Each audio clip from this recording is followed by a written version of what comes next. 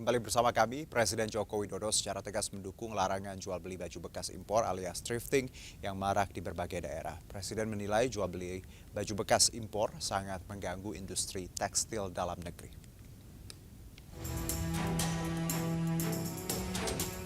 Dalam agenda bisnis matching produk dalam negeri tahun 2023 di Istora Senayan, Jakarta, Presiden Joko Widodo mengingatkan pentingnya belanja produk dalam negeri untuk meningkatkan pertumbuhan ekonomi. Presiden juga dengan tegas mengingatkan agar berhati-hati menggunakan anggaran APBN, jangan sampai pajak yang dikumpulkan dengan sulit kemudian dibelikan produk impor. Terlebih lagi sumber pembelian produk impor berasal dari APBN. Presiden meminta agar pemerintah mengutamakan belanja produk dalam negeri. Selain itu kepada para undangan yang hadir, Presiden juga tegas mendukung larangan jual beli baju bekas impor alias thrifting yang marak di berbagai daerah. Presiden menilai jual beli baju bekas impor sangat mengganggu industri tekstil dalam negeri. Belikan produk impor. Kemudian kita belikan produk buatan luar negeri. Benar. Benar. Benar. Inilah yang selalu saya ingatkan. Presiden juga meminta kementerian terkait untuk mencari betul dan menindak pihak-pihak yang melakukan thrifting. Sebelumnya, Menteri Koperasi dan Usaha Kecil Menengah Teten Mas Duki mengatakan bahwa pihaknya akan menegur e-commerce yang mewadahi penjualan baju impor bekas tersebut. Pemerintah bergaskan menolak akan masuknya baju impor bekas, termasuk untuk sepatu. Menurutnya tren ini menggerus pasar UMKM dalam negeri dan berdampak menurunkan lapangan kerja.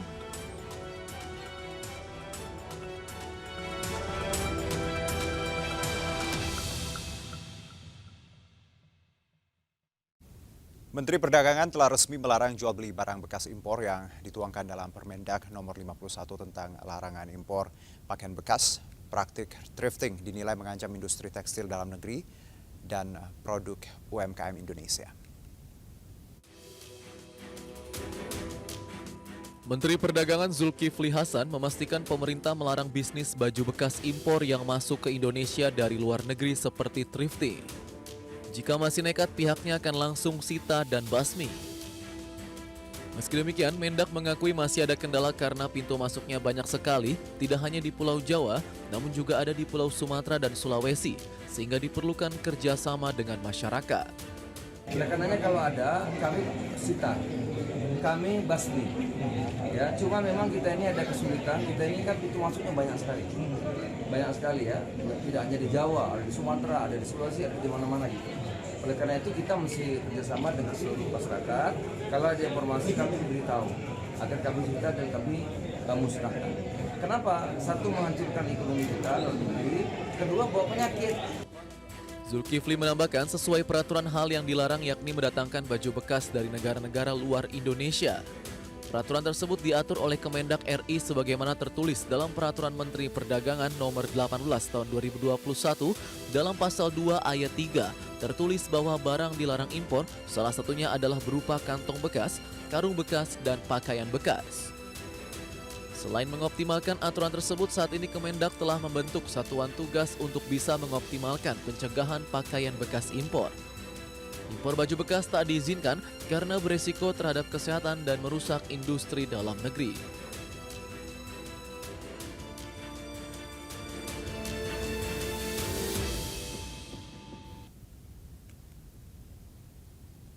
Presiden Joko Widodo dan Menteri Perdagangan Zulkifli Hasan tegas melarang praktik jual beli barang bekas impor. Untuk membahasnya lebih dalam, kami akan berbincang dengan Pelaksana Tugas Direktur Jenderal Perlindungan Konsumen dan Tertib Niaga atau PKTN Kemendak, Bapak Moga Simatupang. Selamat sore Pak Moga. Selamat sore Mas Bima. Baik, terima kasih Pak untuk sudah bergabung bersama kami di sore ini. Kalau kita bicara dampak besarnya, bisa Anda gambarkan Pak, seberapa besar dampak buruk dari praktek thrifting ini? Ya, berulang kali di berbagai pertemuan di media telah dikemukakan banyak dampak negatif dari perdagangan pakaian bekas. Nah, kami perlu garis bawahi Mas Juno. Sebetulnya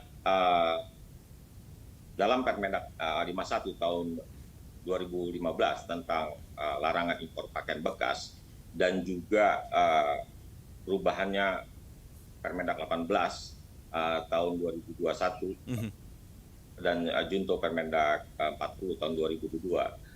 Yang dilarang itu impor pakaian bekas, itu pertama yang perlu kita garis bawahi. Baik. Nah, terus terkait dengan peredaran perdagangan pakaian bekas, ini sebetulnya kami Direktorat Jenderal Perlindungan Konsumen melakukan pengawasan sesuai dengan Permendak 36. Di situ disebutkan bahwa ruang lingkup pengawasan kami adalah di bidang perizinan perdagangan dan juga perdagangan barang yang diawasi dan dilarang. Seperti itu, Mas Juno. Nah, dampaknya tentunya Pak Menteri tadi sudah menyampaikan dapat pakaian bekas itu kan membawa dampak negatif antara lain adanya jamur yang bisa menyebabkan gatal-gatal pada kulit, mengganggu perekonomian negara, dan sebagian besar pakaian bekas yang diimpor itu kan hanya separuh yang dipakai dan yang bisa digunakan dan sisanya dijual. Tentunya itu akan mengganggu terhadap lingkungan.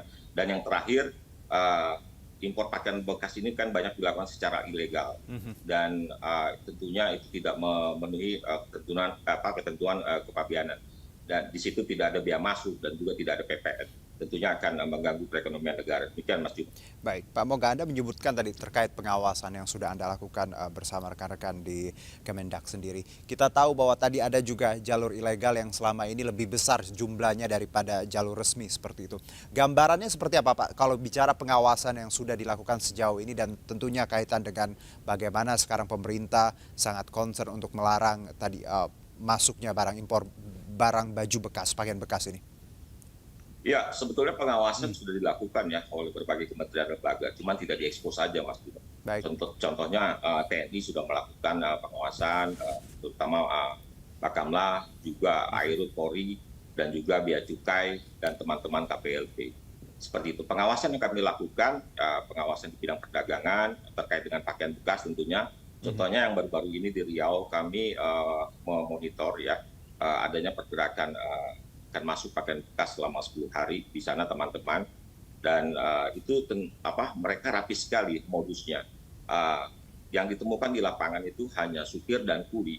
Dan setelah kita tracking pelakunya, itu nggak ketemu. Memang yang namanya ilegal dan modusnya seperti itu, Pak Juno. Baik, kalau untuk keluhan sendiri, Anda pernah mendapatkan atau mungkin sering mendapatkan keluhan secara langsung dari para pelaku industri tekstil, Pak, terkait ini? Ya, keluhan industri tekstil kan kita ketahui ya, 70% dari market industri tekstil kita pasar domestik. Baik. Dengan masifnya pakaian bekas secara masif tentunya sangat mengganggu ya industri dalam negeri. Demikian, Mas Juno. Untuk kita tahu bahwa tadi ada perubahan Permendak dari 51 menjadi 18. Apakah ini menurut Anda hal yang baik untuk kedepannya agar praktek thrifting ini bisa dikurangi? Iya, tentunya tidak hanya Permendak ya, tapi juga tidak hanya peraturannya, tetapi juga pengawasan sesuai dengan amanat dari peraturan menteri itu dapat dilaksanakan oleh kementerian lembaga dan juga masyarakat, terutama masyarakat yang ada di daerah perbatasan dapat menginformasikan masuknya pakaian bekas secara ilegal atau impor pakaian bekas. Demikian, Mas Juno. Baik, untuk pakaian bekas ini sendiri, kita tahu Pak, saat ini tidak hanya dijual offline seperti itu. Kami dengar juga bagaimana ini menjamur ke bisnis online. Bagaimana Kemendak melihat fenomena ini dan tentunya tidak lagi kita tahu secara offline, orang juga lebih gampang lagi dengan online. Apakah ada langkah khusus untuk menekan ini? Ya, di PP 80 kalau nggak salah pasal 9 juga pasal pasal 35 ya, kalau tidak salah itu disebutkan bahwa perdagangan itu harus sesuai dengan peraturan perundang-undangan. Nah, jadi perdagangan online ini kan mereka sebetulnya mengetahui ada beberapa dan terang-terangan dinyatakan bahwa jual pakaian bekas. Nah, terkait dengan hal jual pakaian bekas impor gitu ya.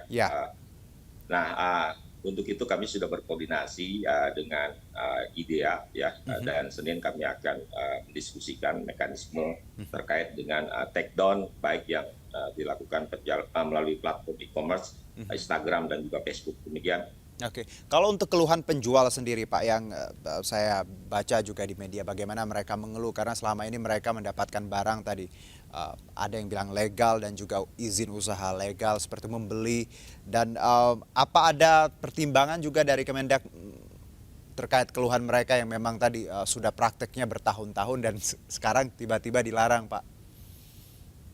Kembali statement saya pertama bahwa yang dilarang adalah impor pakaian bekas. Baik. Terkait pengaturan perdagangan pakaian bekas di lokal. Pakaian ya Pak ya, hanya pakaian. Ya, pakaian bekas. Oke, jadi barang-barang lain seperti sepatu, tas, apakah itu masuk item pakaian Pak? Dalam Permendag 20 itu disebutkan di pasal 18 bahwa setiap importir wajib mengimpor barang dalam keadaan baru. Nah, Baik. kecuali barang untuk kebutuhan industri atau untuk keperluan pengembangan ekspor dan kepentingan lainnya, sesuai dengan peraturan undang-undangan itu diperbolehkan. Contohnya kita masih terbatas untuk kapal, Baik. mesin-mesin pesawat, seperti itu diperbolehkan. Yang jelas barang bekas itu yang tidak diatur dalam peraturan Menteri Perdagangan itu tidak diperbolehkan. Baik, jadi tadi setiap importer wajib tadi mengimpor barang yang baru ya Pak ya, bukan barang bekas. Jadi itu yang harus kita pahami bersama. Baik, itu tadi bukan pakaian saja ketika itu. Karena kita tahu Pak, thrifting juga tidak hanya bicara pakaian, ada sepatu yang saya dapati juga, bagaimana tas juga. Berarti kita bisa pahami bersama bahwa apapun barang bekas dari luar negeri itu dilarang ya Pak ya untuk masuk ya. Oke. Satu mungkin Pak, kita melihat bahwa bagaimana sebenarnya hal ini sudah lama terjadi dan sekarang menjadi sorotan. Apakah kedepannya Kemendak akan lebih tegas lagi melihat ini, karena praktek seperti ini pernah dulu saya beberapa tahun yang lalu hal ini juga hangat dibicarakan, lalu kembali redam dan sekarang kembali jadi highlight dari kementerian dan juga presiden. Apakah kedepannya ada jaminan bahwa thrifting ini totally akan dimusnahkan atau tidak boleh lagi ada perdagangan seperti ini di ruang publik maupun online? Ya, baik, sesuai dengan tugas dan fungsi kami, Mas Yuda ya, kami melakukan pengawasan terhadap importasi pakaian bekas yang sudah jelas dilarang.